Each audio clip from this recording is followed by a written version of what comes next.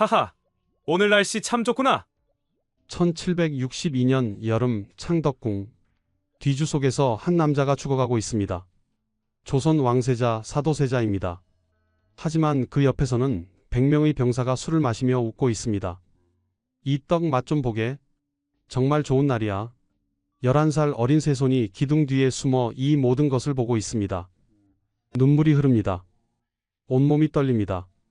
저자를 반드시 24년 후 35세가 된 왕이 68세 노인 앞에 섭니다.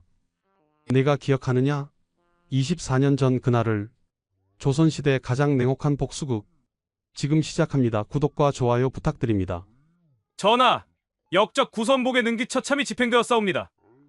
팔이 잘려나갑니다. 1786년 12월 9일 한양 저자거리. 형틀에 묶인 68세 노인의 팔다리가 하나씩 도려내어집니다. 능지처참. 조선에서 가장 잔혹한 형벌입니다. 반역죄인에게만 내려지는 극형입니다. 아, 비명이 저자거리를 가릅니다. 구경 나온 백성들이 숨을 죽입니다. 노인의 이름은 구선복. 불과 얼마 전까지 조선 최고의 권력자였습니다. 훈련대장. 한양을 지키는 정예군 훈련도감을 지휘하던 사람입니다. 무장들이 무종이라 받들던 인물입니다. 그런데 지금 그가 저자거리에서 팔다리가 잘려나가고 있습니다. 창덕궁 편전. 35세의 임금 정조가 앉아 있습니다. 신하가 보고를 올립니다.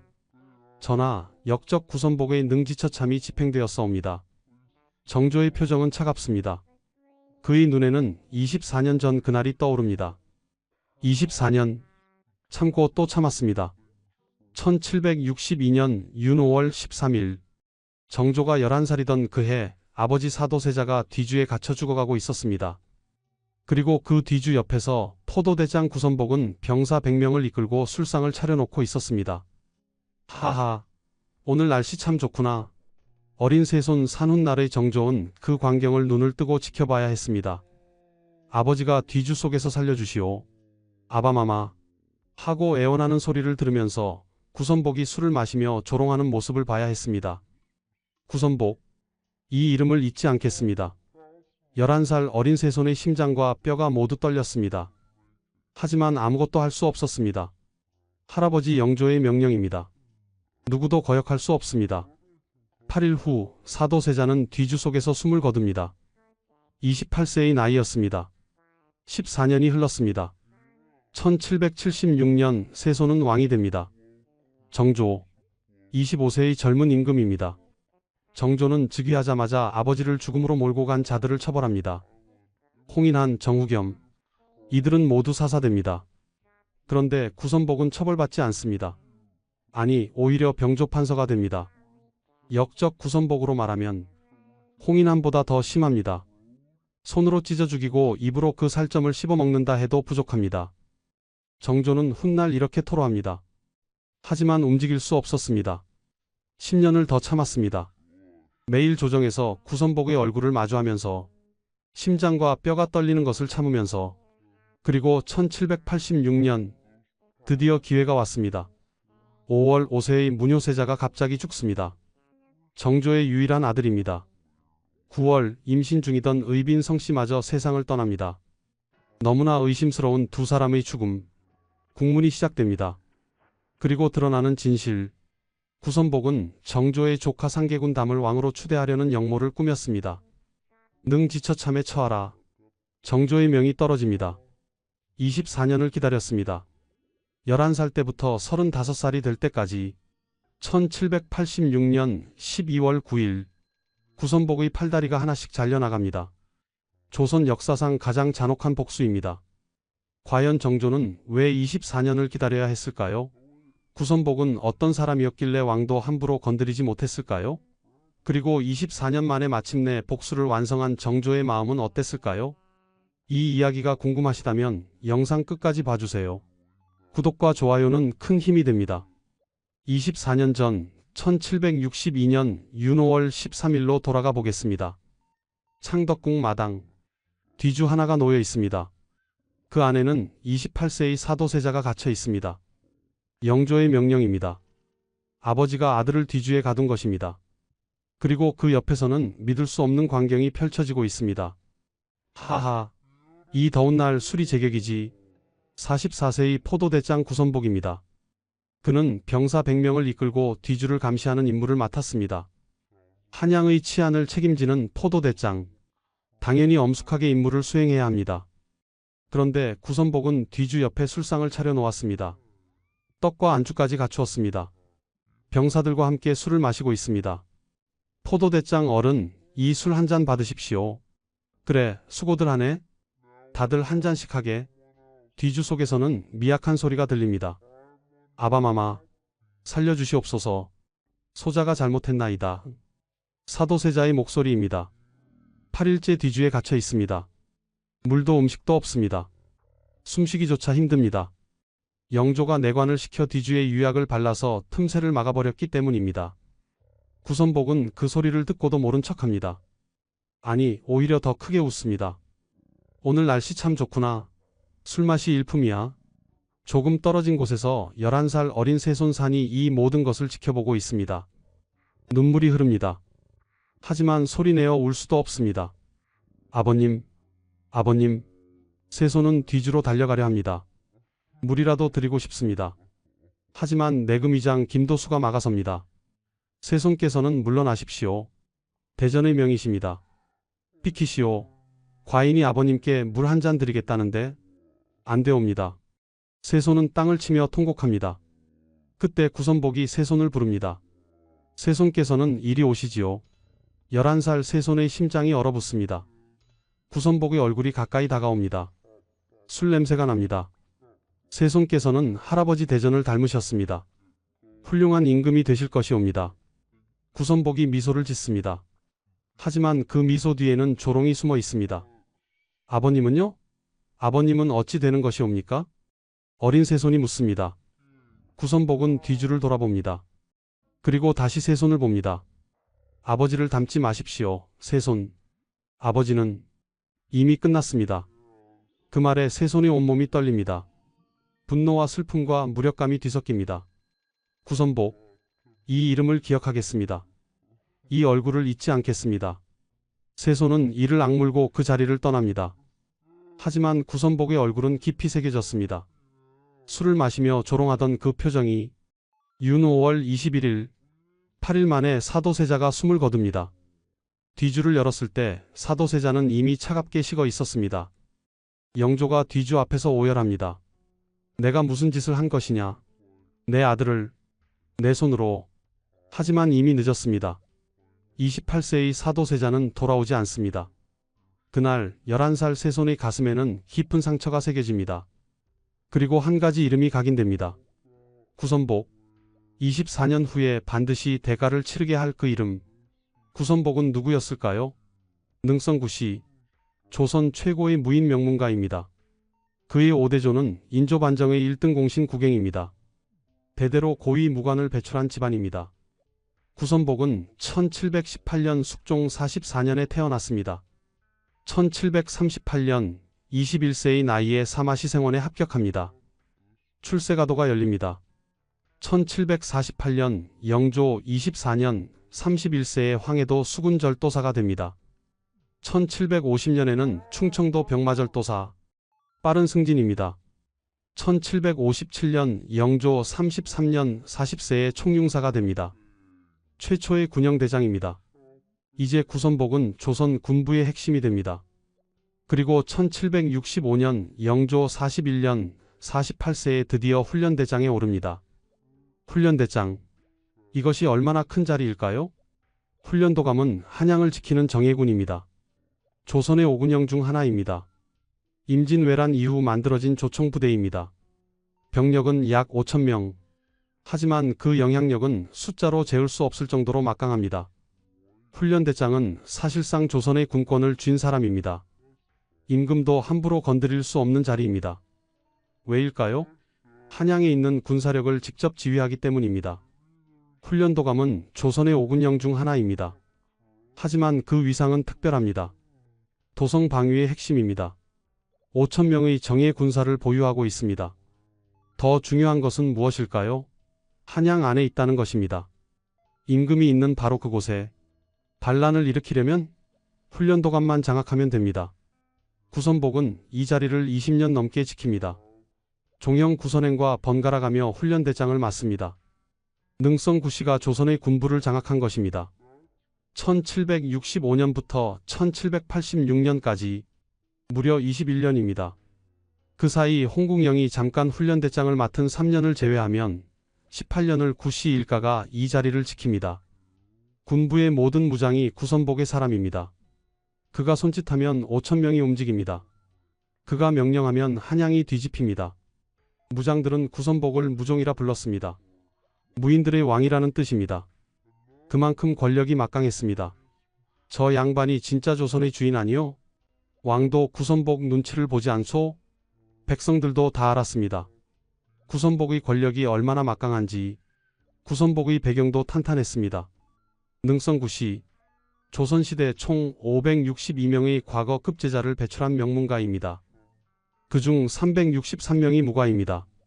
65%가 무관입니다. 오대조 국영은 인조 반정의 1등 공신입니다. 1623년 인조를 왕으로 만든 사람입니다. 이때부터 능성구씨는 조선 군부의 핵심이 됩니다. 대대로 수군절도사, 병마절도사, 훈련대장을 배출합니다. 조선의 군사력을 200년 넘게 장악합니다.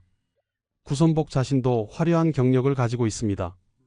1748년 황해도 수군절도사 30세입니다. 1750년 충청도 병마절도사 32세입니다. 1757년 총용사 39세입니다. 1762년 포도대장 44세입니다. 1765년 훈련대장 47세입니다. 30세에 이미 전국 8도의 수군을 지휘합니다. 32세에 한도의 육군을 지휘합니다. 47세에 조선 최고의 군권을 쥡니다.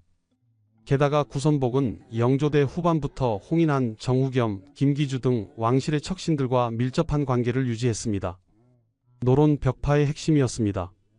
홍인한, 해경궁 홍씨의 이복 삼촌입니다. 사도세자를 죽음으로 몰고 간 핵심 인물입니다. 정후겸, 화완옹주의 양자입니다. 역시 사도세자 죽음에 관여했습니다. 김기주, 영조의 총애를 받던 노론의 거두입니다.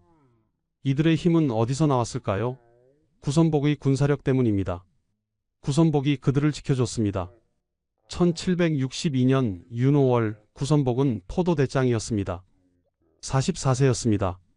한양의 치안을 책임지는 자리입니다. 그래서 영조의 명으로 사도세자가 갇힌 뒤주를 감시하는 임무를 맡았습니다. 군사 100명을 이끌고 8일 동안 뒤주를 지켰습니다. 하지만 단순히 감시만 한 것이 아니었습니다. 뒤주 옆에서 술과 떡을 먹으며 사도세자를 조롱했습니다. 11살 새손이 지켜보는 앞에서 오늘 날씨 참 좋구나. 술맛이 기가 막히네. 이 떡도 맛있소. 세자 저하께서 드시던 것인데. 새손, 아버지를 닮지 마십시오. 제발 부탁이오. 11살 새손은 그 모습을 보며 이를 악물었습니다. 언젠가 저자를. 사람들은 말했습니다. 구선복이 너무 심하지 않소?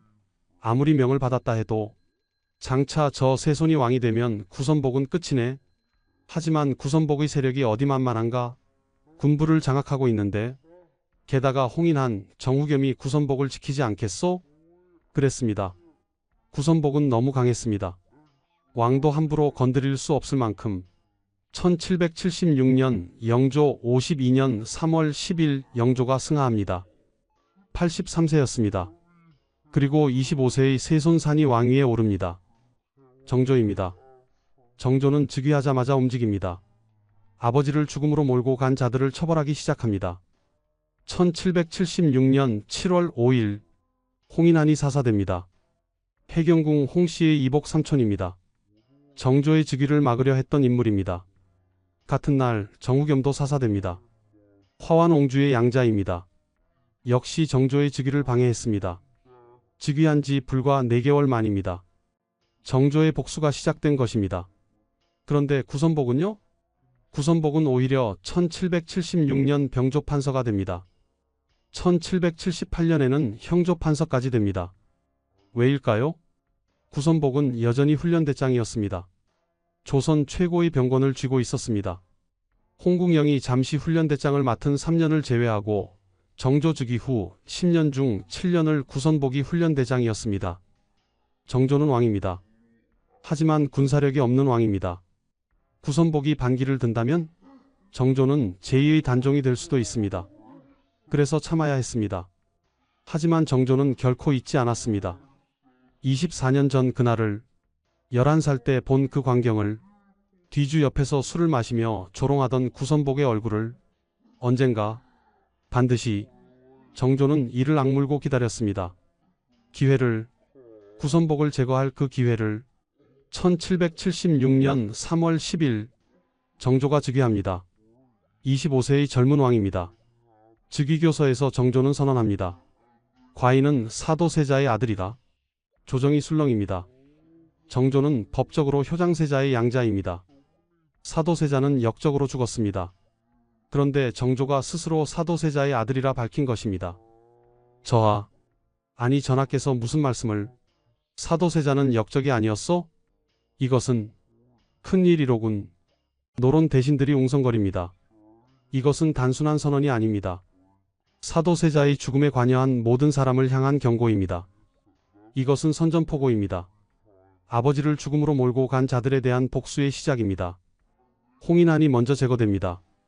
1776년 7월 5일 고금도에서 사사됩니다. 즉위한 지 4개월 만입니다. 해경궁 홍씨가 정조를 찾아옵니다. 전하, 그이는 신의 친척이옵니다. 대비마마, 홍인한은 역적입니다. 과인의 즉위를 막으려 했습니다. 하오나 더 이상 말씀하지 마십시오. 이미 결정된 일입니다. 정조의 목소리는 단호합니다. 혈육의 정도, 어머니의 눈물도 정조를 막을 수 없습니다. 정후겸도 같은 날 사사됩니다. 정조의 칼날은 빠르고 냉혹합니다. 아버지를 죽음으로 몰고 간 자들을 하나씩 제거합니다. 그런데 이상합니다. 구선복은 처벌받지 않습니다. 아니, 오히려 승승장구합니다. 1776년 병조판서, 1778년 형조판서, 계속 고위직을 유지합니다. 홍인한은 죽고 정후겸도 죽었는데 왜 구선복만 살아있을까요? 백성들도 의아해합니다. 이상하지 않소? 홍인한도 죽고 정후겸도 죽었는데 구선복은 살아있지 않소?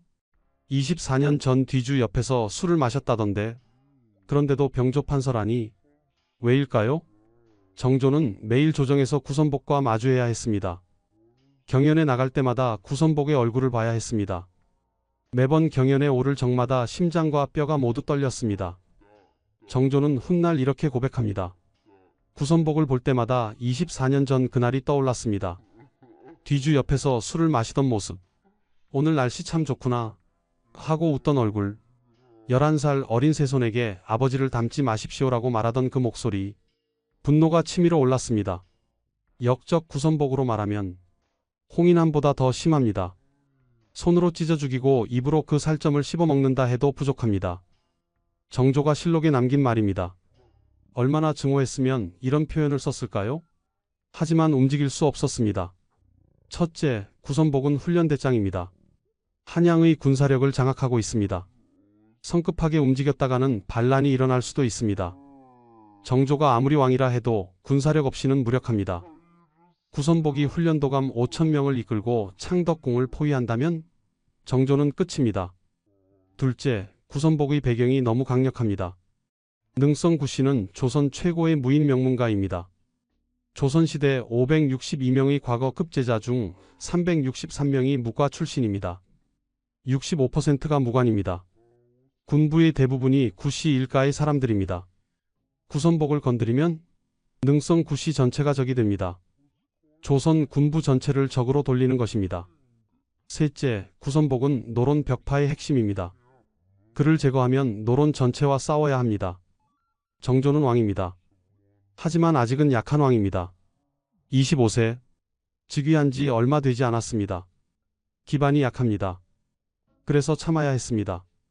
1년이 지났습니다. 2년이 지났습니다. 3년, 4년, 5년.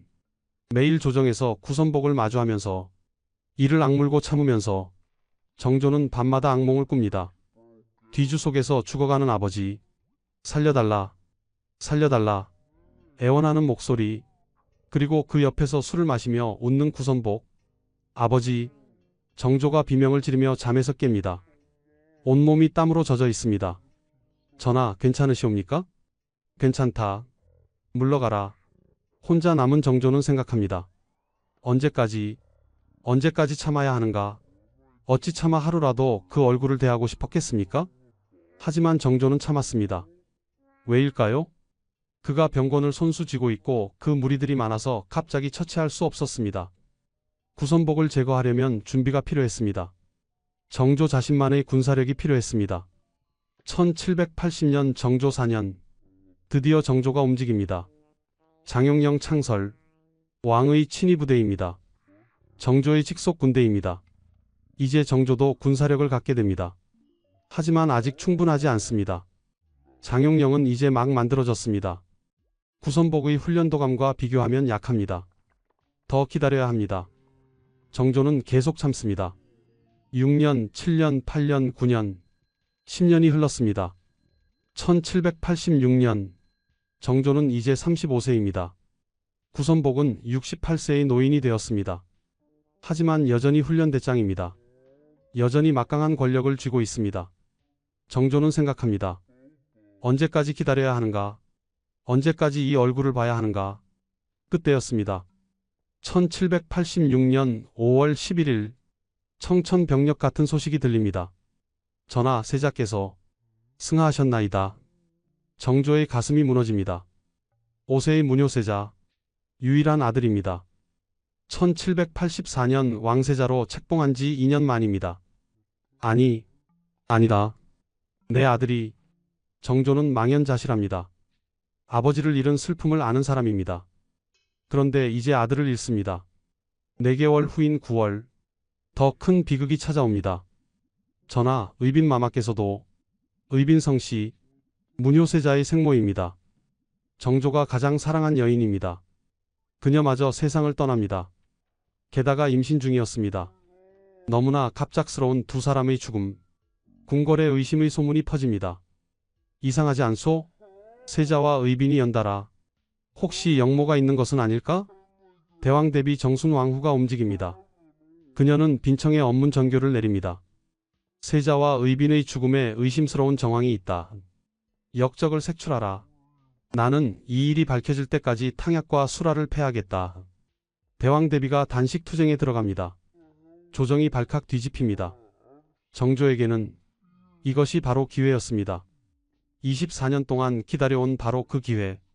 정조는 왜 10년이나 기다려야 했을까요? 첫 번째 이유, 구선복의 군사력. 구선복은 훈련대장입니다. 훈련도감 5,000명을 지휘합니다. 이것만으로도 한양을 장악할 수 있습니다. 훈련도감은 어떤 곳일까요?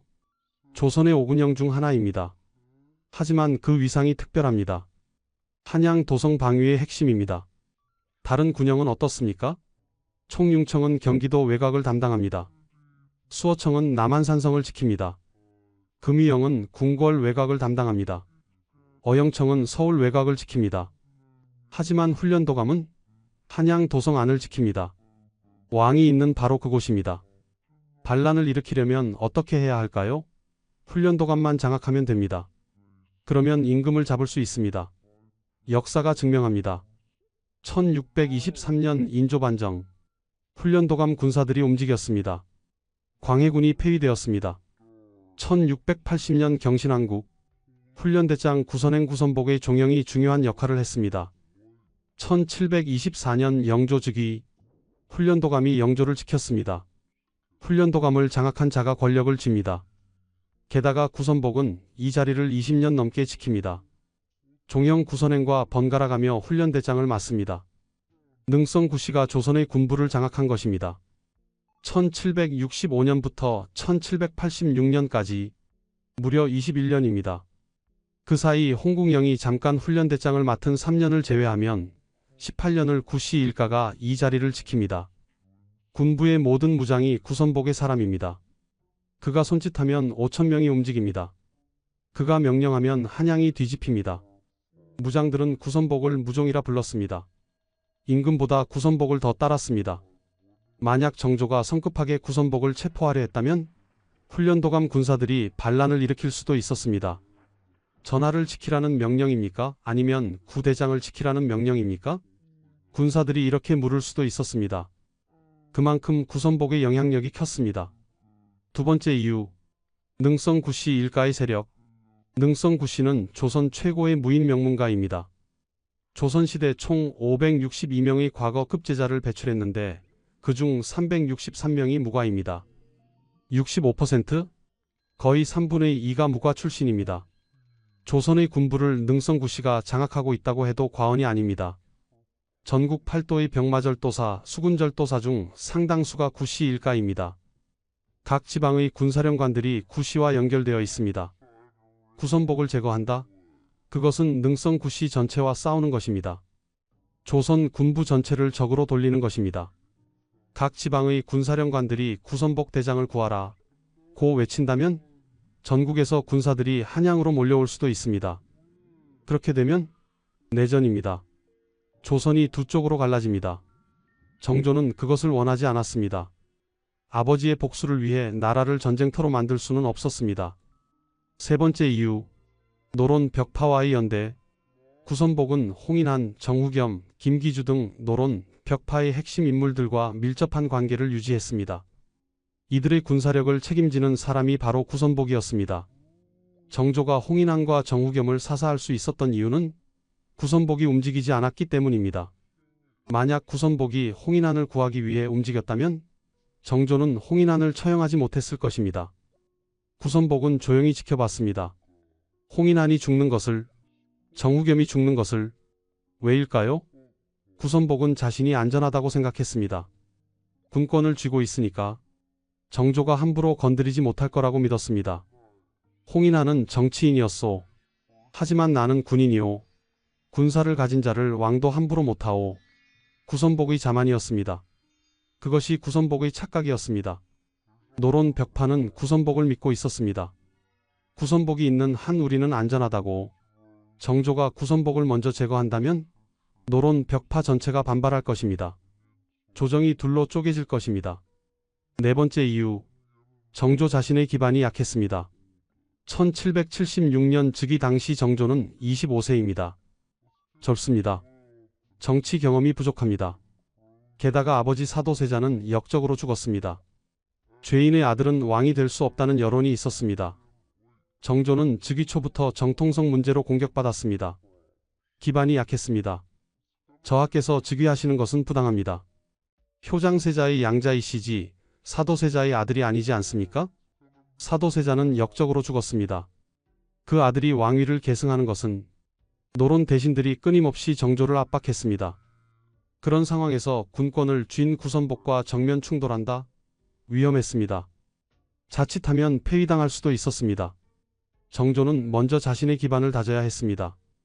그래서 1780년 장용영을 만듭니다. 왕의 친위 부대입니다. 정조의 직속 군대입니다. 하지만 장용영은 초기에는 약했습니다. 1780년 창설 당시 고작 몇백 명이었습니다. 구선복의 훈련도감 5,000명과 비교할 수 없었습니다. 시간이 필요했습니다. 장용영을 강화할 시간, 자신의 세력을 키울 시간. 1782년 장용영이 2,000명으로 늘어납니다. 1785년 3,000명이 됩니다. 1786년 4,000명에 근접합니다.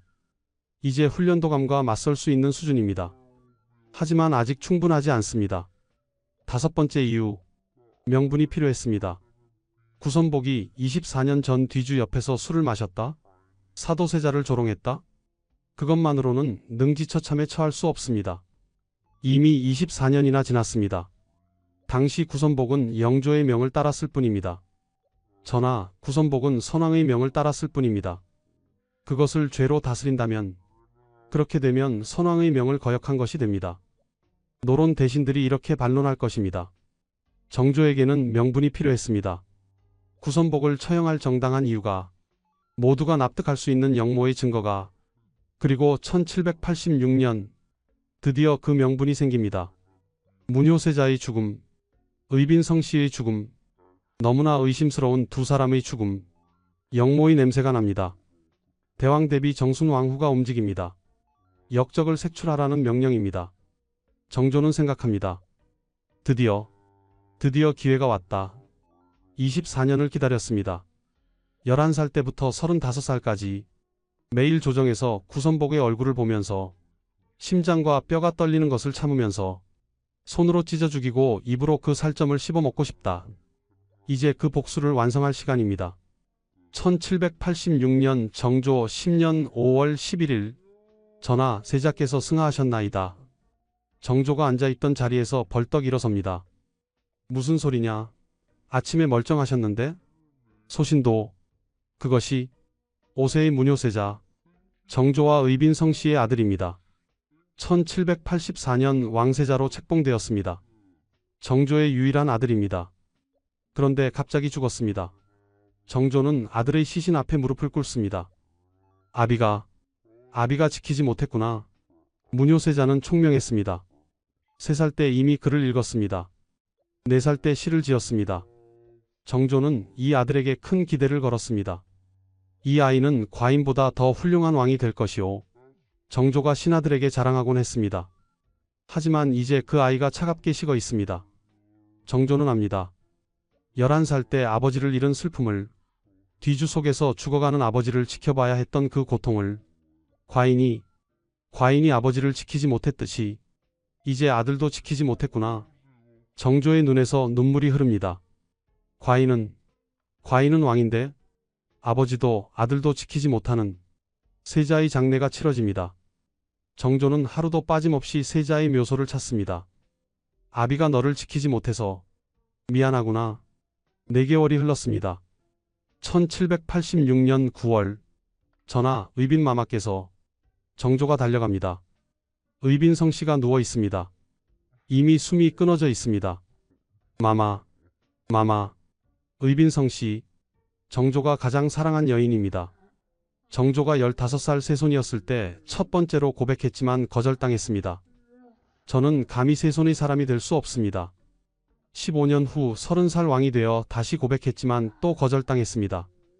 저는 데뷔마마의 손에서 자란 몸입니다.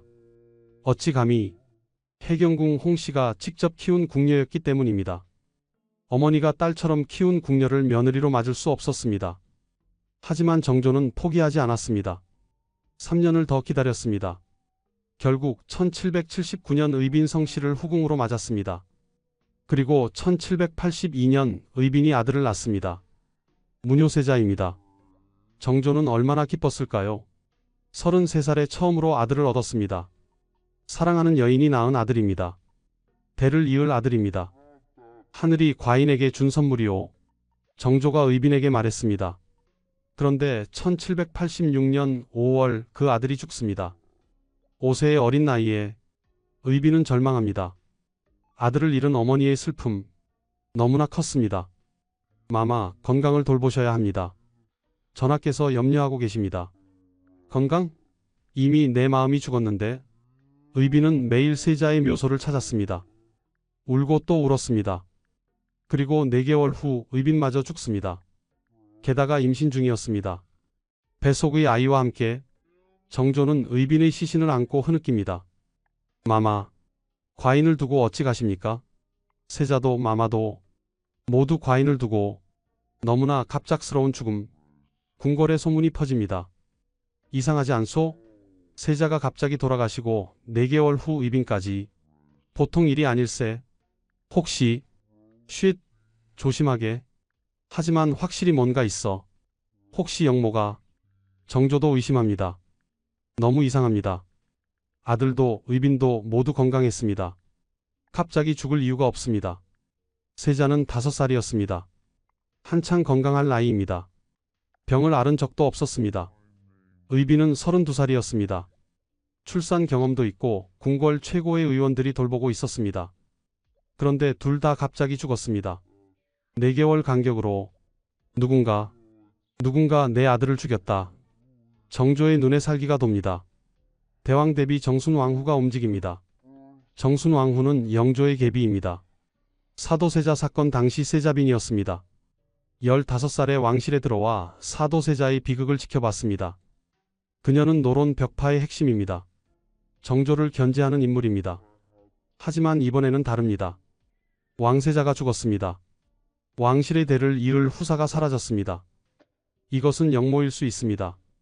1786년 윤 7월 정순 왕후가 빈청에 언문 전교를 내립니다. 세자와 의빈의 죽음에 의심스러운 정황이 있다. 백방으로 수색하여 역적을 색출하라. 나는 이 일이 밝혀질 때까지 탕약과 수라를 패하겠다. 대왕 대비가 단식 투쟁에 들어갑니다. 조정이 술렁입니다. 대왕 대비께서 탕약을 드시지 않으신다. 이것은 심상치 않은 일이야. 정말로 역모가 있는 모양이군. 세자와 의빈의 죽음이 살해였단 말인가? 정조는 명령합니다. 의금부는 즉시 조사에 착수하라. 세자와 의빈의 죽음과 관련된 자를 밝혀내라. 전하, 혹시 의심되는 자가 있사옵니까? 정조는 잠시 침묵합니다. 그리고 천천히 말합니다. 작년 이율과 홍복영의 역모 사건. 그때 상계군 담을 옹립하려 했다. 세자가 죽으면 누가 이득을 보겠는가? 그렇다면 상계군과 관련된 모든 자를 조사하라. 빠짐없이. 국문이 시작됩니다. 먼저 문양해라는 자가 잡혀옵니다. 스스로를 신인의 제자라 칭하며 백성들을 혹세무민했던 인물입니다. 네가 홍국영, 김기주의 일파와 손잡고 역모를 일으키려 했다는 것이 사실이냐? 그렇나이다. 문양해가 자백합니다. 1785년 홍복영, 이율의 역모 사건. 그때 자신도 관여했다고. 그렇다면 다른 공모자는 누구냐? 그것은 구선복입니다. 정조의 눈이 번뜩입니다. 구선복. 드디어 24년을 기다렸습니다. 바로 이 순간을. 구선복을 잡아들여라. 1786년 12월 68세의 구선복이 체포됩니다. 1786년 12월 의금부 68세의 구선복이 끌려옵니다. 불과 얼마 전까지 훈련대장이었던 사람입니다. 조선 최고의 권력자였습니다. 정조가 직접 국문에 참석합니다. 35세, 11살 때부터 24년을 기다렸습니다. 구선복, 네가 상계군 담을 왕으로 추대하려 했다는 것이 사실이냐? 구선복이 고개를 듭니다. 정조와 눈이 마주칩니다. 순간 구선복의 눈에 무언가 스칩니다. 24년 전 그날 11살 어린 세손이 자신을 바라보던 그 눈빛. 그때 세손의 눈에는 눈물이 고여 있었습니다. 하지만 동시에 무언가 다른 것도 있었습니다. 분노? 아니, 그것보다 더 깊은 것. 결의. 아, 이 날이 오고야 말았구나. 구선복은 처음에 부인합니다.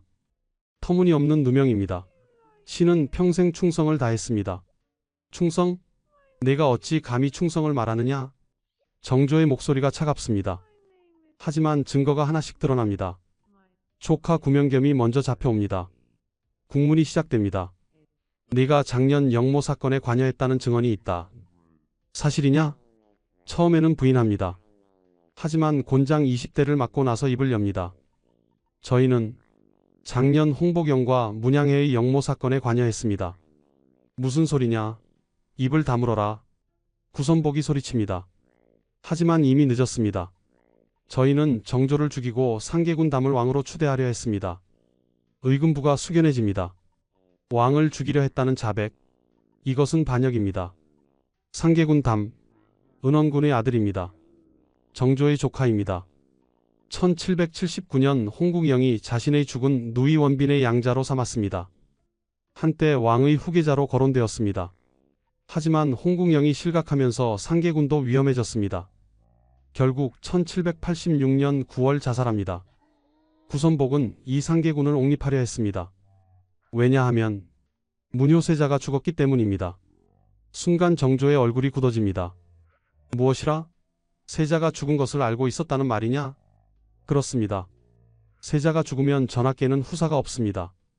그러면 상계군을. 정조가 자리에서 일어섭니다. 분노로 온몸이 떨립니다. 내 놈이 내 아들을. 아닙니다.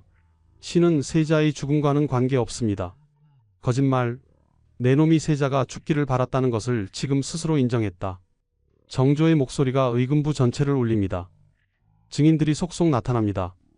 송낙휴, 상계군의 외할아버지입니다. 그가 증언합니다. 구의겸이 말했습니다. 상계군 담이 죽기 전 김상철이 살면 자신도 산다고. 구의겸, 구선복의 양자입니다. 그도 영모에 관여했다는 뜻입니다. 장원회가 나와 구선복과 대질합니다. 구선복이 나에게 말했습니다. 상계군을 왕으로 만들면 우리는 개국공신이 된다고. 거짓말이다. 그런 말을 한 적이 없다.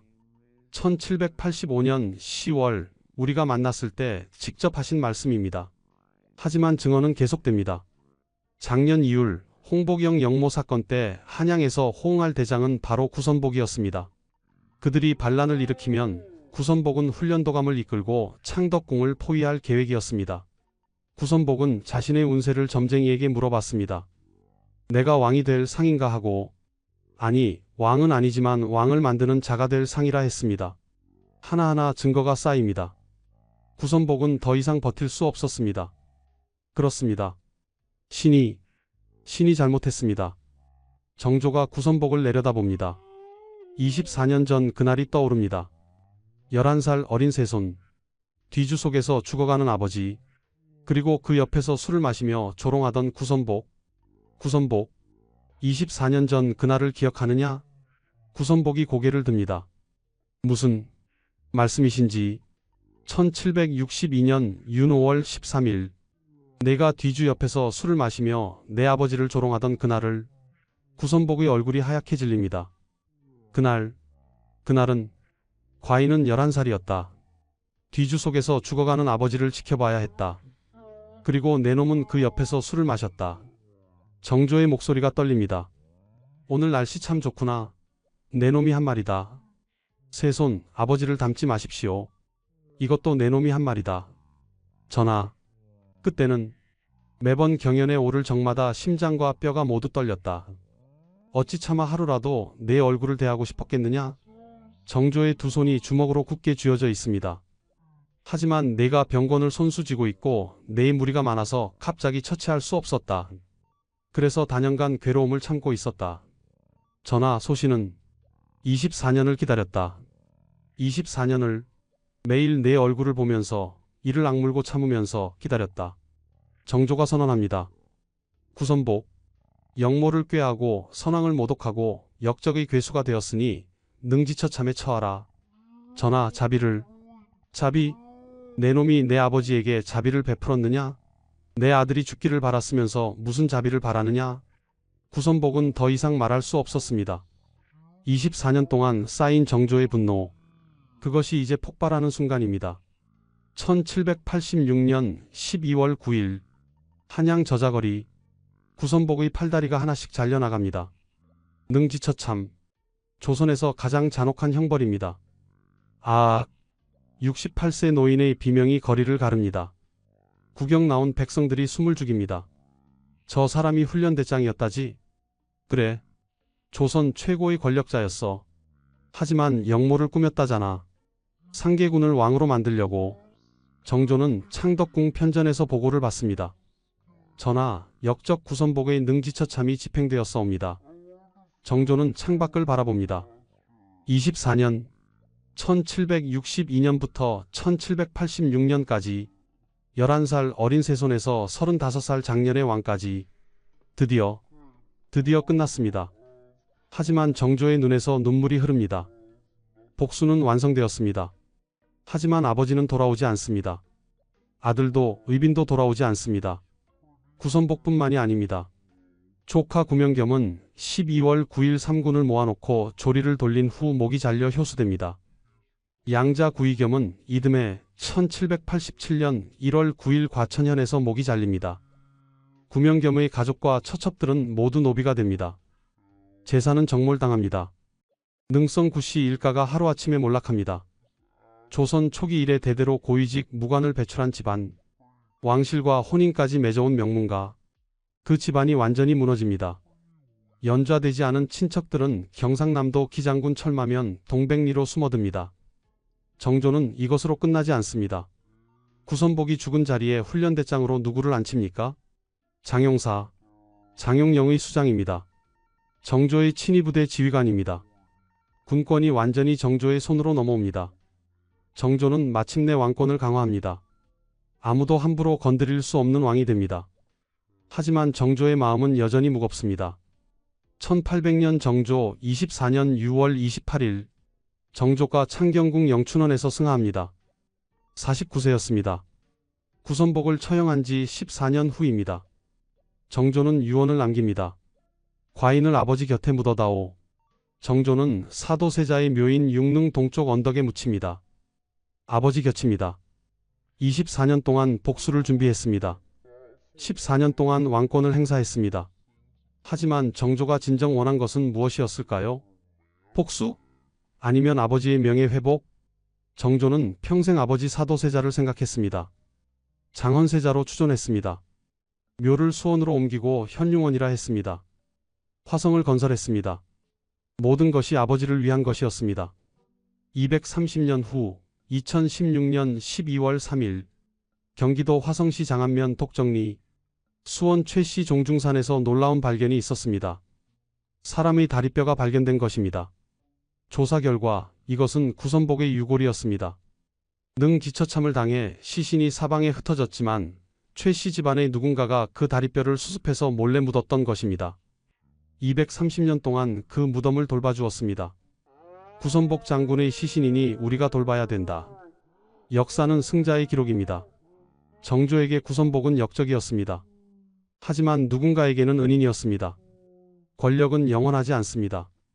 24년을 기다려 복수를 완성할 수 있지만 상처는 영원히 남습니다. 정조는 구선복을 죽였습니다. 하지만 아버지는 돌아오지 않았습니다. 아들도 의빈도. 복수는 완성되었지만 평화는 찾아오지 않았습니다. 그것이 복수의 본질입니다. 지금까지 24년을 기다린 정조의 복수, 구선복, 능지처참의 이야기였습니다.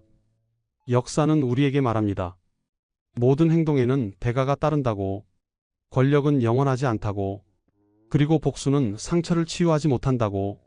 구독과 좋아요 부탁드립니다. 다음에 또 만나요. 내 장남이 영모라니요. 이럴 수는 없습니다. 이 이야기는 조선 역사상 10명이라는 가장 많은 아이를 낳고도 궁궐에서 쫓겨난 여인의 가슴 아픈 이야기입니다. 완원군이 영모에 가담했다는 혐의를 받고 있사옵니다. 1504년 한양 대궐 신하의 급박한 목소리가 전각을 가득 채웠습니다. 48세의 홍씨는 그 자리에 서서 온몸이 얼어붙는 것을 느꼈습니다. 심장이 터질 듯 뛰었고 손끝이 차갑게 식어갔습니다. 내 장남이 영모라니요. 이럴 수는 없습니다. 그녀는 떨리는 목소리로 중얼거렸습니다. 완원군 이수 첫째 아들이었습니다. 그 아이를 시작으로 그녀는 성종대왕의 곁에서 무려 7명의 왕자와 3명의 옹주를 낳았습니다. 조선 왕실 후궁 중 가장 많은 왕자를 낳은 여인이었습니다. 규례대로 연좌시켜 직첩을 빼앗고 궁에서 내쫓으시옵소서. 대신들의 차가운 목소리가 이어졌습니다. 홍씨는 고개를 떨구었습니다. 38세의 성종대왕을 잃었고 이제 48세가 되었습니다. 10년 전 그날의 슬픔이 다시 떠올랐습니다. 연산군은 옥좌에 앉아 침묵했습니다. 아버지 성종이 평생 사랑했던 후궁이었습니다. 어릴 적 자주 보았던 후궁이었습니다. 하지만 지금은 역적의 어미였습니다. 소용 홍씨를 수경으로 강등시키도록 하라. 연산군이 무거운 목소리로 말했습니다. 정산품에서 종산품으로 한 계단 내려가는 것이었습니다. 홍씨는 그 자리에 무릎 꿇었습니다. 눈물이 흘러내렸지만 소리내어 울 수 없었습니다. 하지만 이것으로 끝이 아니었습니다. 신하들의 탄핵은 계속되었습니다. 결국 1505년 홍씨의 직첩은 완전히 박탈되었습니다. 궁에서 쫓겨나게 되었습니다. 평생을 이곳에서 살았는데 이제 어디로 가야 한단 말인가? 홍씨는 짐을 꾸리며 생각에 잠겼습니다. 1457년 측실의 딸로 태어나 1470년 14세에 궁에 들어왔습니다. 그로부터 35년을 이곳에서 살았습니다. 성종대왕을 만나 10명의 자녀를 낳았습니다. 그런데 그녀가 받은 것은 무엇이었습니까? 10명의 자녀를 낳았지만 성종대왕이 살아계실 때는 가장 낮은 품계인 수건종사품에 머물렀습니다. 다른 후궁들이 하나, 둘 자녀를 낳으며 품계를 올릴 때도 그녀만은 여전히 수건이었습니다. 왜 그랬을까요? 이유는 단 하나, 어머니가 측실이었기 때문입니다. 홍씨는 짐을 들고 대궐 문을 나섰습니다. 뒤돌아보지 않았습니다. 볼 수 없었습니다. 35년의 세월이 10명의 자녀가 그 모든 사랑과 눈물이 이곳에 있었으니까요. 전하, 신첩이 진정 원했던 것이 무엇이었을까요? 높은 품계였을까요? 아니면 그저 인정받는 것이었을까요? 하지만 성종대왕은 이미 10년 전에 세상을 떠났습니다. 대답할 수 없었습니다. 과연 이 여인은 어떤 삶을 살았으며 무엇이 그녀를 이 자리에 서게 만들었을까요? 어떻게 10명의 자녀를 낳고도 평생 가장 낮은 품계에 머물렀을까요? 그리고 그녀가 끝내받지 못한 것은 과연 무엇이었을까요? 이 이야기가 궁금하시다면 영상 끝까지 봐주시기 바랍니다. 구독과 좋아요는 큰 힘이 됩니다. 47년 전으로 돌아가 보겠습니다. 1457년 7월 25일 세조 3년이었습니다. 한양의 한 양반 저택에서 여자아이가 태어났습니다. 아버지는 남양 홍씨 가문의 홍일동이었습니다. 남양 홍씨는 명문가였습니다. 할아버지 홍상직은 이조 판서를 지냈습니다. 증조 할아버지 홍징은 고려 시대 밀직사 판사를 역임했습니다. 아버지 홍일동도 훗날 중추부 동지사라는 관직에 올랐습니다. 하지만 이 집안에는 치명적인 비밀이 있었습니다. 아이의 어머니는 양반가의 정실 부인이 아니었습니다. 측실, 즉 첩이었습니다. 성은 노씨였다고 전해집니다. 조선의 엄격한 신분제도에서 첩의 자녀는 서자, 서녀로 분류되었습니다. 더구나 어머니 노씨 자신도 측실의 딸, 즉 서녀였다고 합니다. 그렇다면 홍씨는 서녀의 딸이었던 것입니다. 아무리 아버지가 양반이고 명문가 출신이어도 어머니의 신분이 낮으면 그 자녀 역시 천한 신분으로 여겨졌습니다. 양반으로 볼 수 없다. 훗날 실록에는 이렇게 기록되었습니다. 아버지가 양반이어도 어머니가 측실이면 양반으로 인정받을 수 없었던 것입니다. 그런데 이 집안에는 또 다른 이야기가 있었습니다. 홍씨의 이복 숙부, 즉 아버지 홍일동의 이복 형제 중에 홍길동이라는 사람이 있었습니다. 홍길동의 조카라고 사람들은 수군거렸습니다. 하지만 우리가 아는 소설 속 의적 홍길동과는 달랐습니다. 실제 역사 속 홍길동은 조선 전역을 떠들썩하게 만든 흉악한 도적이었습니다. 명문가의 수치였습니다. 아이는 이런 집안에서 자랐습니다. 양반의 피를 이어받았지만 천한 신분, 명문가이지만 도적의 조카. 집안 사람들도 그녀를 온전히 대하지 않았습니다. 그런데 신기한 일이 벌어졌습니다. 1468년경 아이가 11세 정도 되었을 때였습니다. 아버지 홍일동은 관직을 지내고 있었고 어느 날 궁궐잔치에 초대받았습니다. 그는 어린 딸을 데리고 갔습니다. 화려한 궁궐이었습니다. 소녀는 눈이 휘둥그레졌습니다. 이렇게 아름다운 곳이 세상에 있다니. 음악이 울려 퍼지고 진귀한 음식들이 가득했습니다. 그때였습니다. 한 소년이 소녀를 보았습니다. 당시 자을상군이었던 소년, 훗날 성종이 될 그 소년이었습니다. 소년도 1457년 7월 30일생으로 홍씨보다 겨우 5일 늦게 태어난 동갑이었습니다. 소년은 소녀의 얼굴을 자세히 살펴보았습니다. 주변 사람들이 놀라워했습니다. 왕자가 한 소녀를 그렇게 유심히 보다니. 이 아이의 관상이 남다르구나. 소년이 말했습니다. 뒷날 필시 귀한 자식을 많이 낳으리라. 주변이 술렁거렸습니다. 소년은 곧바로 명을 내렸습니다. 이 아이를 다른 사람과 혼인시키지 말라. 더 성장하기를 기다렸다가 궁에 들이도록 하라. 하지만 소년은 기뻐하지 않았습니다. 아버지 홍일동도 당황했습니다. 측실의 딸이 왕자의 후궁이 된다? 그것이 과연 축복일까요? 아니면 또 다른 고난의 시작일까요? 1469년 그 소년이 왕위에 올랐습니다. 13세의 나이로 조선의 제9대 왕 성종이 된 것입니다. 예종이 갑자기 승하하고 정의왕후와 대신들의 추대로 왕이 되었습니다. 그리고 1470년 성종 1년이었습니다. 성종은 14세가 된 소녀를 불렀습니다. 어이를 보내어 건강 상태를 살폈습니다. 궁궐에 들여 궁중의 법도와 왕실의 예절을 가르쳤습니다. 소녀는 두려웠습니다. 측실의 딸로 태어나 평생 차별받으며 살았습니다. 이제 궁궐에 들어가면 어떻게 될까요? 왕의 후궁이 되는 것이 과연 행복일까요? 하지만 거부할 수 없었습니다. 왕의 명령이었으니까요. 그때 소녀는 알지 못했습니다. 이것이 34년간 계속될 고난의 시작이라는 것을, 그리고 그 고난이 조선 역사에 길이 남을 이야기가 되리라는 것을. 1472년경 성종 3년이었습니다. 입궁한 지 2년이 지났습니다. 16세가 된 홍씨는 성종의 후궁이 되었습니다. 수건에 봉해졌습니다. 종사품이었습니다. 수건? 가장 낮은 품계가 아닌가? 궁녀들이 수군거렸습니다. 후궁의 품계는 여러 단계가 있었습니다. 가장 높은 것은 종일품 빈 그 아래로 귀인, 정의품, 소의, 종이품, 수구의, 종이품, 소용, 정산품, 수경, 종산품, 소원, 정사품, 그리고 가장 낮은 수건, 종사품이었습니다. 홍 씨는 가장 밑바닥에서 시작했습니다. 측실의 딸이니 어쩔 수 없지.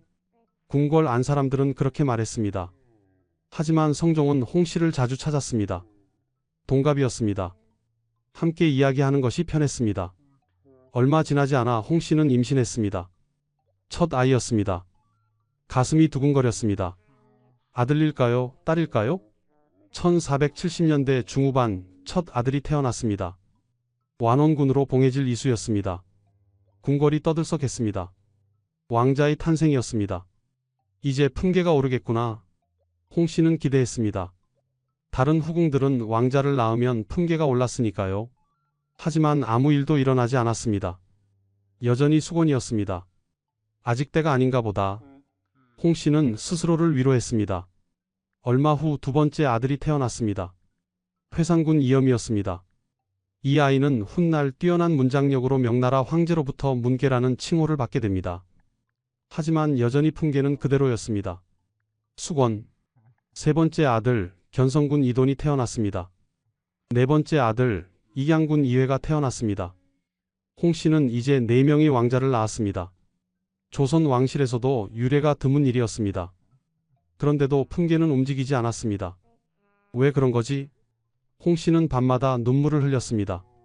다른 후궁들을 보았습니다. 한 명의 자녀를 낳으면 품계가 올랐습니다. 2명을 낳으면 더 올랐습니다.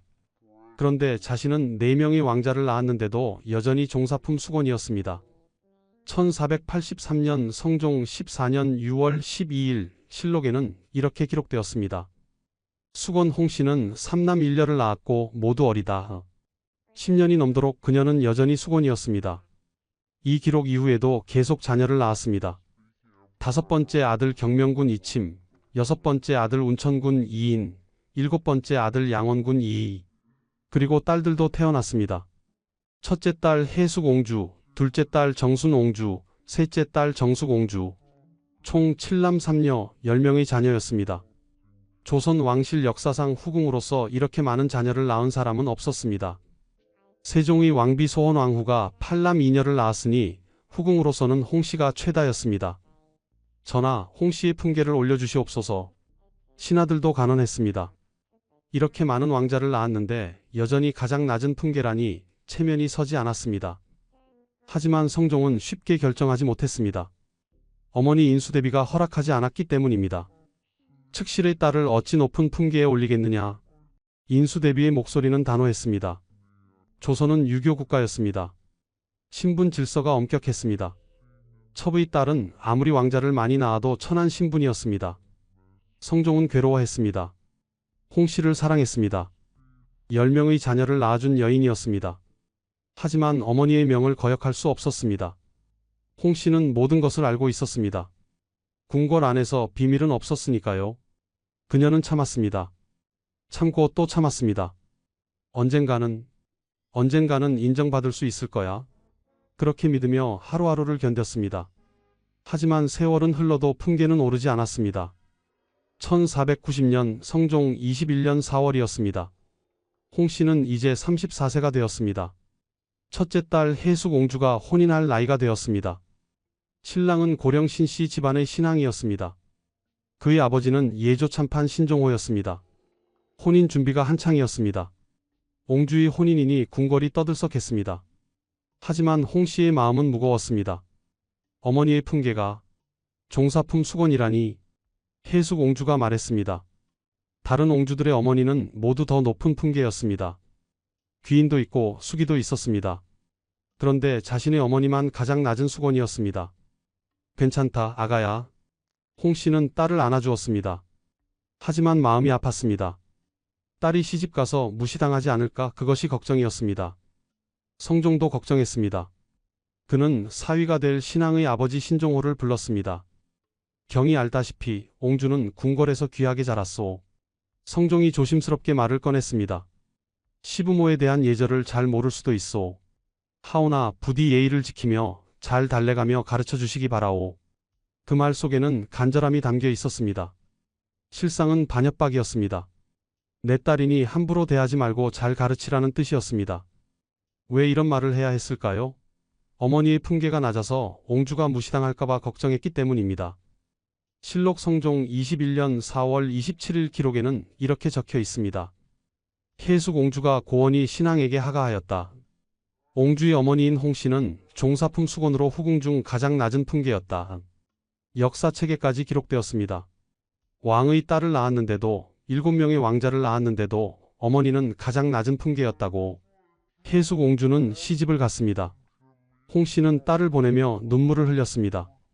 미안하다, 아가야. 어미가 신분이 낮아서 너에게 좋은 것을 해주지 못해서. 그날 밤 홍씨는 성종을 만났습니다. 전하, 신첩이 욕심을 부리는 것이 아니옵니다. 다만 아이들이 어미 때문에 무시당하지 않기를. 성종은 홍씨의 손을 잡았습니다. 과인도 알고 있소. 하지만 대비마마께서. 성종도 괴로워했습니다. 하지만 현실은 변하지 않았습니다. 시간이 흘렀습니다. 1494년 성종 25년이 다가왔습니다. 성종의 건강이 나빠졌습니다. 38세의 젊은 나이였지만 과도한 정무와 주색으로 몸이 상했습니다. 피부병이 심해졌고 기력이 떨어졌습니다. 홍씨는 성종을 간호했습니다. 함께한 세월이 24년이었습니다. 14세에 궁에 들어와 이제 38세가 되었습니다. 평생을 함께한 사람이었습니다. 홍씨, 성종이 그녀를 불렀습니다. 네, 전하. 미안하오. 그대에게 높은 품계를 주지 못해서. 성종의 목소리는 약했습니다. 전하, 그런 말씀 마옵소서. 신첩은 전하를 모실 수 있었던 것만으로도 감사하옵니다. 홍씨는 눈물을 참았습니다. 1494년 12월 24일 성종이 승하했습니다. 창덕궁 대조전에서였습니다. 38세의 나이였습니다. 홍씨는 빈소 앞에서 통곡했습니다. 24년을 함께한 사람이었습니다. 10명의 자녀를 낳았습니다. 하지만 끝내 인정받지 못했습니다. 성종의 묘지문이 작성되었습니다. 거기에 후궁들의 명단이 기록되었습니다. 수경 홍씨는 7남 3녀를 낳았으니 완원군 이수, 회상군 이염, 견성군 이돈, 익양군 이회, 경명군 이침, 운천군 이인, 양원군 이희이다. 수경, 종산품이었습니다. 성종이 살아있을 때는 끝내 올려주지 못했던 품계를 죽음 앞에서야 기록한 것입니다. 홍씨는 묘지문을 보며 쓴웃음을 지었습니다. 이제야 수건이 아니구나. 하지만 너무 늦었습니다. 성종은 이미 세상을 떠났으니까요. 1495년 연산군 1년이었습니다. 성종의 장남 융이 왕위에 올랐습니다. 훗날 폐위되어 연산군으로 불리게 될 그 왕이었습니다. 연산군은 폐비 윤씨의 아들이었습니다. 연산군은 즉위 초기에는 비교적 온건했습니다. 아버지 성종이 사랑했던 후궁들을 예우했습니다. 홍씨도 그중 하나였습니다. 얼마 지나지 않아 홍씨는 소용으로 진급했습니다.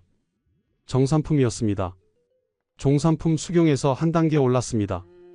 드디어 정산품이 되었구나. 홍씨는 직첩을 받아들고 눈물을 흘렸습니다. 39세가 되어서야 받은 품계였습니다. 첫 자녀를 낳은 지 20년이 넘어서였습니다. 하지만 기쁨은 오래가지 않았습니다. 1495년 3월 충격적인 소식이 전해졌습니다. 연산군이 자신의 생모가 폐비 윤씨였으며 사약을 받아 죽었다는 사실을 알게 된 것입니다. 어머니가 사약을 받았다고? 연산군은 분노했습니다. 그동안 자신을 친어머니처럼 키워준 정현왕후 윤씨를 진짜 어머니로 알고 살았습니다. 그런데 진짜 어머니는 따로 있었고 죽임을 당했다는 것입니다. 연산군의 폭정이 시작되었습니다. 하지만 초기에는 그래도 아버지 성종이 사랑했던 사람들을 함부로 대하지 않았습니다. 홍씨는 궁궐에서 조용히 살았습니다. 7명의 아들이 모두 군으로 봉해져 잘 살고 있었습니다. 완원군, 회상군, 견성군, 익양군, 경명군, 운천군, 양원군 모두 성종의 아들로서 존중받았습니다. 딸들도 좋은 집안으로 시집갔습니다. 해숙 옹주는 고원희 신앙에게, 정순 옹주는 봉성위 정원준에게, 정숙 옹주는 임천위 이옥에게 시집갔습니다. 이제는 편히 살 수 있겠지. 홍 씨는 그렇게 생각했습니다. 43세가 되었습니다. 성종이 떠난 지 10년이 흘렀습니다. 이제는 자식들이 다 장성했으니 조용히 여생을 보낼 수 있을 것 같았습니다. 하지만 운명은 그녀를 가만두지 않았습니다. 1504년 연산군 10년이었습니다. 갑자사화가 일어났습니다. 연산군은 생모 패비 윤 씨의 죽음에 연루된 사람들을 모두 처벌하기 시작했습니다. 무오사화에 이어 두 번째 사화였습니다. 신하들이 무자비하게 죽어나갔습니다. 귀인 정 씨와 귀인 엄 씨는 패비 윤 씨를 괴롭혔다는 이유로 잔인하게 매를 맞아 죽었습니다. 공포가 궁궐을 휩쓸었습니다. 누가 다음 차례일까요? 그때였습니다. 장남 완원군 이수가 갑자사화에 연루되었다는 소식이 들렸습니다. 영모라고? 홍 씨는 믿을 수 없었습니다. 완원군은 온순한 성품이었습니다. 영모를 꾀할 사람이 아니었습니다. 하지만 연산군의 폭정시대에는 이유가 중요하지 않았습니다. 의심만으로도 충분했습니다. 완원군 이수를 국문하라. 명령이 떨어졌습니다. 완원군은 잡혀갔습니다. 조정이 떠들썩했습니다. 규례대로 연좌시켜야 하옵니다. 어미인 소용 홍 씨의 직첩을 빼앗고 궁에서 내쫓으시옵소서. 신하들의 목소리가 높아졌습니다. 조선의 법률에는 연좌제가 있었습니다. 자식이 영모를 꾀하면 부모도 처벌받았습니다. 홍 씨는 전각 한 구석에서 몸을 떨었습니다. 48세였습니다. 34년 전 14세에 궁에 들어왔습니다. 그리고 이제 쫓겨나게 되는 것일까요? 연산군은 옥좌에 앉아 고민했습니다. 아버지 성종이 사랑했던 후궁이었습니다. 10명의 자녀를 낳았습니다. 어릴 적 자주 보았던 얼굴이었습니다. 하지만 신하들의 압박은 거셌습니다. 먼저 강등부터 시키도록 하라. 연산군이 말했습니다. 소용정산품에서 수경종산품으로 강등시키라. 홍 씨는 한 단계 내려갔습니다. 하지만 이것으로 끝이 아니었습니다. 신하들의 탄핵은 계속되었습니다. 결국 1505년 5월 더 이상 버틸 수 없었습니다. 홍 씨의 직첩을 빼앗고 궁에서 내보내도록 하라. 연산군이 마지못해 명령했습니다. 1505년 5월 연산군 11년이었습니다. 홍 씨는 짐을 꾸렸습니다. 많은 것을 가져갈 수 없었습니다. 궁에서 쫓겨나는 사람에게는 자비가 없었습니다. 어머니, 아들들이 찾아왔습니다. 완원군을 제외한 6 아들이 어머니를 보러 왔습니다. 울지 마라, 얘들아. 홍 씨는 아들들을 안아주었습니다. 회상군, 견성군, 이양군, 경명군, 운천군, 양원군. 모두 장성한 아들들이었습니다. 어머니, 저희가 모실 집을 마련하겠습니다. 회상군이 말했습니다. 그래, 고맙다. 홍 씨는 아들들의 효심에 위로받았습니다. 적어도 자식들은 자신을 버리지 않았습니다. 딸들도 찾아왔습니다. 혜숙-옹주, 정순-옹주, 정숙-옹주. 모두 시집간 딸들이었지만 어머니를 걱정하여 찾아왔습니다. 어머니, 괜찮으시겠어요? 정순-옹주가 눈물을 흘리며 물었습니다. 괜찮다, 얘야. 어미는 강하단다. 하지만 마음은 무너져 내리고 있었습니다. 34년 전 1470년에 14세의 소녀로 이 궁에 들어왔습니다. 이제 48세가 되어 쫓겨나는 것입니다. 성종을 만나 10명의 자녀를 낳았습니다. 24년을 성종의 곁에서 보냈습니다. 성종이 떠난 후 10년을 더 궁에서 살았습니다. 하지만 끝은 이렇게 비참했습니다. 홍 씨는 마지막으로 궁궐을 돌아보았습니다. 저기 저 전각에서 성종을 만났습니다. 저기에서 첫 아들을 낳았습니다. 저 정원을 거닐며 아이들과 놀았습니다. 모든 것이 추억이었습니다. 그리고 이제 모든 것이 끝났습니다. 가자. 홍 씨는 국문을 나섰습니다. 뒤돌아보지 않았습니다. 볼 수 없었습니다. 아들들이 마련한 집으로 갔습니다. 조용한 집이었습니다. 궁궐의 화려함과는 비교할 수 없었지만 평온했습니다. 홍 씨는 매일 아침 일어나 성종을 향해 절을 올렸습니다. 전하, 신첩은 잘 있사옵니다. 전하께서는 저승에서 편히 쉬고 계신지요? 그리고 생각했습니다. 자신의 인생이 무엇이었는지를. 측실의 딸로 태어나 평생 차별받았습니다. 14세에 궁에 들어와 왕의 후궁이 되었습니다. 10명의 자녀를 낳았습니다. 하지만 평생 인정받지 못했습니다. 가장 낮은 품계인 수건으로 20년 넘게 지냈습니다. 성종이 죽은 후에야 겨우 종산품 수경이 되었고 연산군 때 정산품 소용으로 올랐습니다. 그리고 이제 모든 것을 잃었습니다. 내가 원했던 것이 무엇이었을까? 홍 씨는 혼잣말을 했습니다. 높은 품계였을까? 아니면 그저 인정받는 것이었을까? 대답은 없었습니다. 1년이 흘렀습니다. 1506년 9월 놀라운 소식이 들렸습니다. 중종 반정이 일어났습니다. 연산군이 폐위되었습니다. 진성대군이 왕위에 올라 중종이 되었습니다. 연산군의 폭정에 견디다 못한 신하들이 반정을 일으킨 것입니다. 중종은 즉위하자마자 여러 명령을 내렸습니다. 연산군 때 억울하게 벌을 받은 사람들을 복권시켰습니다. 그리고 홍 씨에게도 명령이 내려졌습니다. 숙의 홍 씨의 직첩을 돌려주고 자수궁에 들어와 생활하게 하라. 숙의 종이품이었습니다. 50세가 되어서야 받은 품계였습니다. 첫 자녀를 낳은 지 거의 30년이 지나서였습니다. 홍 씨는 직첩을 받아들고 오랫동안 바라보았습니다. 숙의, 드디어 숙의가 되었구나. 눈물이 흘러내렸습니다.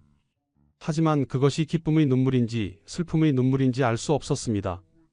너무 늦었습니다. 성종은 이미 12년 전에 세상을 떠났습니다. 10명의 자녀를 낳아준 여인에게 이 품계를 주고 싶어 했던 그 사람은 이제 없었습니다. 홍 씨는 자수궁으로 들어갔습니다. 다시 궁궐로 돌아온 것입니다. 하지만 예전과는 달랐습니다. 성종은 없었고 세월은 많이 흘렀습니다. 1506년부터 1510년까지 홍 씨는 자수궁에서 조용히 살았습니다. 중종은 그녀를 예우했습니다. 아버지 성종이 사랑했던 후궁이었고 10명의 형제자매를 낳은 어머니였습니다. 완원군을 제외한 6 아들은 모두 중종의 이복 형제였습니다. 홍숙이께서 편히 지내실 수 있도록 하라. 중종의 명령이었습니다. 홍 씨는 매일 아침 일찍 일어났습니다. 성종을 향해 절을 올렸습니다. 그리고 아들들을 불렀습니다. 어머니 안녕하십니까? 아들들이 찾아왔습니다. 회상군, 견성군, 이양군, 경명군, 운천군, 양원군. 6 아들이 돌아가며 어머니를 찾았습니다. 완원군은 어찌 되었느냐? 홍 씨가 조심스럽게 물었습니다. 중종 반정 이후 풀려났습니다. 하지만 관직에는 오르지 못하고 있습니다. 회상군이 대답했습니다. 그래도 살아있으니 다행이구나. 홍 씨는 안도했습니다.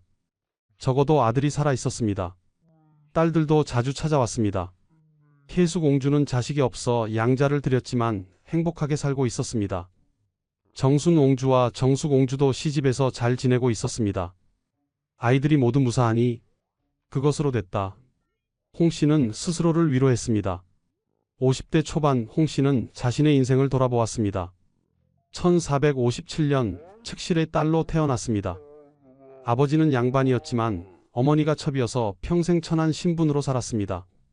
1470년 14세에 궁에 들어왔습니다. 성종의 후궁이 되었습니다. 1472년경 16세에 수건 종사품에 봉해졌습니다. 그리고 무려 20년 넘게 그 품계에 머물렀습니다. 1470년대 1480년대 10명의 자녀를 낳았습니다. 7남 3녀였습니다. 조선 왕실 후궁 중 최다 기록이었습니다. 1494년 성종이 승하했습니다. 그제야 수경 종산품으로 기록되었습니다. 1495년 연산군 때 소용 정산품으로 진급했습니다. 1505년 완원군의 영모 혐의로 직첩을 빼앗기고 궁에서 쫓겨났습니다. 1506년 중종 반정으로 수기종이품 직첩을 돌려받았습니다. 54년의 인생이었습니다. 그중 40년을 궁궐과 관련하여 살았습니다. 내가 진정 원했던 것이 무엇이었을까? 홍 씨는 밤마다 이 질문을 스스로에게 던졌습니다. 높은 품계였을까요? 아니었습니다. 품계는 수단일 뿐이었습니다. 그녀가 진정 원했던 것은 인정이었습니다. 측실의 딸로 태어나 평생 무시당했습니다. 왕의 후궁이 되어도 가장 낮은 품계에 머물렀습니다. 10명의 자녀를 낳았는데도 인정받지 못했습니다. 아이들이 어미 때문에 무시당할까봐 늘 걱정했습니다. 혜수공주가 시집갈 때 성종이 사위 아버지를 불러 딸을 잘 대해달라고 부탁해야 했습니다. 어머니의 품계가 낮아서였습니다. 그것이 가장 큰 상처였습니다. 하지만 이제는 됐다. 홍 씨는 혼잣말을 했습니다. 아이들이 모두 잘 자랐다. 7명의 아들이 모두 군으로 봉해졌다. 3명의 딸도 좋은 집안으로 시집갔다. 홍 씨는 미소 지었습니다. 내가 받지 못한 인정을 아이들은 받고 있구나. 그것으로 충분했습니다. 1510년 홍 씨의 건강이 나빠졌습니다. 54세였습니다. 당시로서는 적지 않은 나이였습니다. 어머니, 아들들이 모였습니다. 딸들도 달려왔습니다. 괜찮다. 얘들아. 홍 씨는 자식들을 보며 미소 지었습니다. 어미는 행복했다. 그것이 진심이었을까요? 아니면 위로였을까요? 알 수 없습니다. 1510년 9월 12일 중종 5년이었습니다. 홍 씨는 자수궁에서 조용히 눈을 감았습니다. 54세의 나이였습니다. 중종은 예를 갖춰 장례를 치러주었습니다. 경기도 의정부시 녹양동에 묘를 마련했습니다. 아버지 성종 대왕께서 사랑하셨던 분이다. 정중히 모셔드려라. 중종의 명령이었습니다. 장례식에는 많은 사람이 모였습니다. 7명의 아들과 그들의 가족, 3명의 딸과 그들의 가족, 그리고 궁궐의 관료들, 회상군이 제문을 읽었습니다. 어머니께서는 평생 참고 견디셨습니다. 측실의 딸로 태어나 천대받으셨으나 불평하지 않으셨습니다. 10명의 자녀를 낳아 기르시면서도 늘 다른 사람을 먼저 생각하셨습니다. 목이 메었습니다. 계속할 수 없었습니다. 1510년 9월 홍 씨의 장례가 끝났습니다. 하지만 그녀의 이야기는 끝나지 않았습니다. 7명의 아들이 있었기 때문입니다. 완원군 이수는 갑자사와의 상처를 딛고 살았습니다. 장남 이천군의 차남 이수래를 동생 운천군의 양자로 보냈습니다. 가문을 이어갔습니다. 회상군 이염은 뛰어난 문장력으로 유명했습니다. 명나라 황제 세종가정제로부터 문계라는 칭호를 받았습니다. 조선 왕자 중 명나라 황제로부터 직접 칭송받은 드문 경우였습니다. 견성군 이도는 이남 일녀를 두었습니다. 차남 계산군이 회상군의 양자로 갔습니다. 형제들이 서로 도왔습니다. 이양군 이회는 사남 삼녀를 두었습니다. 자손이 가장 많았습니다. 그의 후손들은 번창했습니다. 경명군 이침, 운천군 이인, 양원군 이희도 모두 자녀를 두어 가문을 이어갔습니다. 세월이 흘렀습니다. 10년, 50년, 100년. 홍 씨의 후손들은 조선 전역에 퍼져 살았습니다. 완원군파, 회상군파, 견성군파, 이양군파, 경명군파, 운천군파, 양원군파 7개의 파가 형성되었습니다. 그들은 매년 선조 홍 씨의 제사를 지냈습니다. 경기도 의정부시 녹양동의 묘를 찾아가 절을 올렸습니다. 우리의 할머니께서는 평생 고생하셨다. 후손들은 그렇게 말했습니다. 측실의 딸로 태어나 차별받으셨지만 10명의 자녀를 훌륭히 기르셨다. 그 덕분에 우리가 있다. 감사의 마음이었습니다. 500년이 지났습니다. 21세기가 되었습니다. 2021년 성종 왕자 양원군의 후손인 이웅구가 책을 출간했습니다. 대왕의 후예들이라는 제목이었습니다. 홍 씨와 그녀의 자녀들에 대한 이야기였습니다. 조선 왕실에서 자녀를 최다 생산한 여인은 세종의 왕비 소헌왕후와 성종의 후궁숙의 홍 씨입니다. 책은 이렇게 시작했습니다. 소헌왕후는 8남 2녀, 숙의 홍 씨는 7남 3녀를 두었습니다. 역사학자들도 관심을 가졌습니다. 성종이 가장 사랑한 여인은 숙의 홍 씨였을 것입니다. 가장 많은 자녀를 낳았다는 것은 가장 오랜 기간 총애를 받았다는 뜻이니까요. 하지만 모순이 있었습니다. 그런데 왜 평생 낮은 품계에 머물렀을까요? 대답은 명확했습니다. 어머니가 측실이었기 때문입니다. 조선의 신분제도는 엄격했습니다. 첩의 딸은 아무리 왕자를 많이 낳아도 높은 품계를 받을 수 없었습니다. 역사의 냉혹함이었습니다. 오늘날에도 홍 씨의 후손들은 기신제를 지냅니다. 7개 파의 후손들이 모여 선조를 기립니다. 할머니께서는 평생 인정받지 못하셨지만 후손들은 번창했습니다. 양원군 파종회장이 말했습니다. 할머니의 참고 견딤이 우리가 있게 만들었습니다.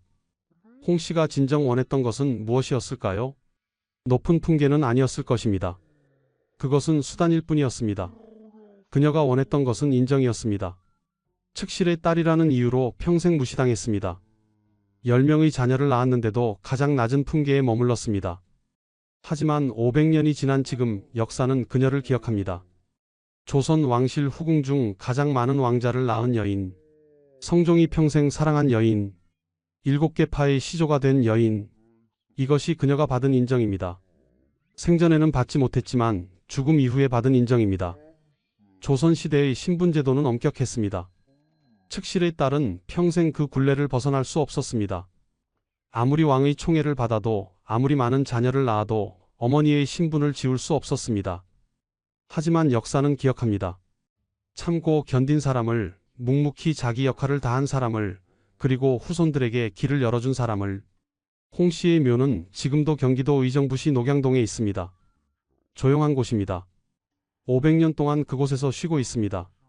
어쩌면 그녀는 이제 평화롭습니다. 생전에는 받지 못했던 인정을 죽음 이후에 받았으니까요. 아이들이 잘 자랐고 후손들이 번창했으니까요.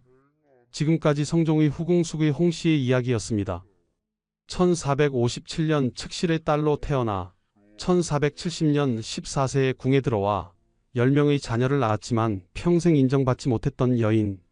하지만 500년이 지난 지금 우리는 그녀를 기억합니다. 조선 역사상 가장 많은 왕자를 낳아 왕실을 번창시킨 여인으로. 이 이야기가 여러분께 작은 깨달음이 되길 바랍니다. 신분의 차별이 얼마나 잔인한 것인지, 그리고 그 차별을 견디며 살았던 사람들이 얼마나 강했는지. 구독과 좋아요로 채널을 응원해 주시기 바랍니다. 다음에 또 만나요.